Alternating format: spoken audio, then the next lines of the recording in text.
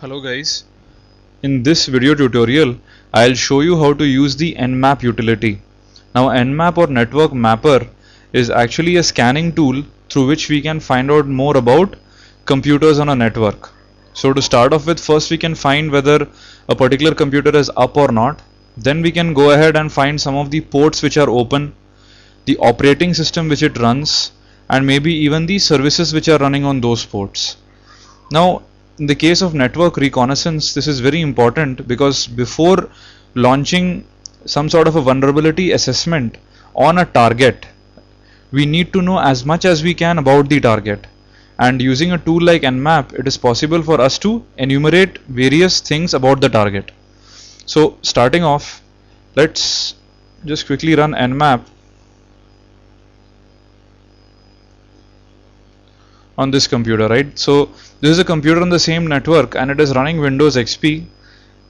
So let's go ahead and see what Nmap can give us.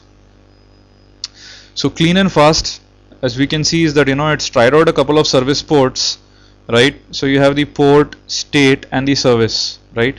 So we can see the HTTP daemon is running, RPC is running, NetBIOS is running, and of course there is a service running on 912 which is of unknown type as well.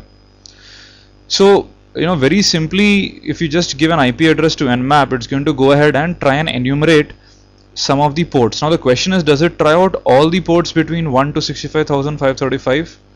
The answer is no. It actually tries out most of the ports, right, which are there in ETC services and a couple of more. So what we can do is, we can now go ahead and tell Nmap to use the entire port range, right? So I can say 1 to 65,535. Let's go here and then start this once again.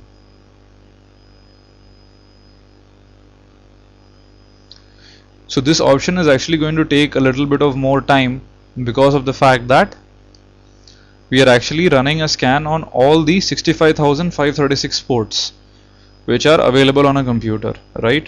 So because of which it takes time.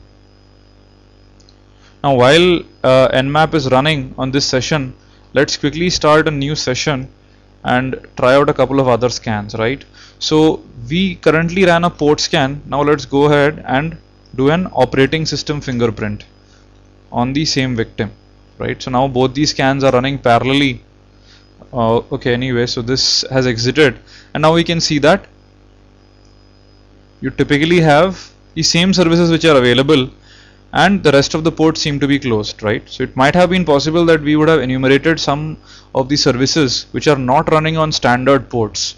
So let's say somebody is running a VNC daemon on a non-standard port. In this case, if we actually run a scan for all the 65,535 ports, we might go ahead and unearth the fact that he's running a VNC server on, let's say, port number 10,000, right?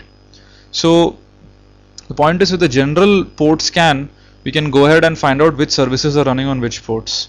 Alternatively, instead of mentioning a range, we could just go ahead and mention a couple of ports we are interested on, right? So for example, we could just mention 80 and then say, maybe 136, right? So, 80 is open as we've seen in the previous scan and 136 is closed, right? As we could also see once again. So the point is, by default, Nmap is going to go ahead, find out if the host computer is up and then go ahead and enumerate some of the services here. So let's quickly see what came up in the other terminal. So if you've noticed, let's scroll up. You started the operating system fingerprint, but unfortunately there are no exact matches. So this sometimes happens if the fingerprint which Nmap has does not match with this operating system, right? So we'll see maybe how to counter it with service identification as well.